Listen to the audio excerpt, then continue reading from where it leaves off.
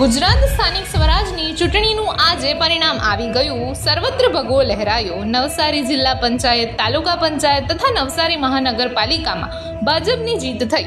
ગણદેવી તાલુકા પંચાયત સભ્ય તલોદ ગામની બેઠક પરથી કોંગ્રેસ ભાજપ વચ્ચે જંગ જામ્યો, જેમાં ભાજપના ઉમેદવાર વિપુલભાઈ જયેશભાઈ પટેલે જંગી બહુમતીથી વિજય પ્રાપ્ત કરી હતી, જેને લઈને આજે વિપુલભાઈના સમર્થકોએ તલોદ ગ્રામ પંચાયત હદ વિસ્તારમાં ફટાકડા ફોડીને જીતનો જશ્ન મનાવ્યો હતો તેમજ વિજય રથ કાઢ્યો હતો। ડીજેના તાલે સમર્થકો ઝૂમતા જોવા મળ્યા હતા। મોટી સંખ્યામાં બાઇક રેલી કાઢવામાં આવી। સાથે જીતના જશ્ન વચ્ચે સમર્થકોમાં આનંદ અને ઉત્સાહ જોવા મળ્યો હતો।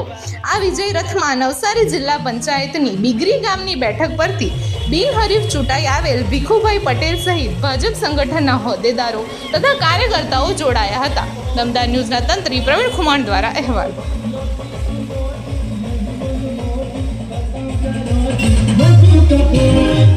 Hey,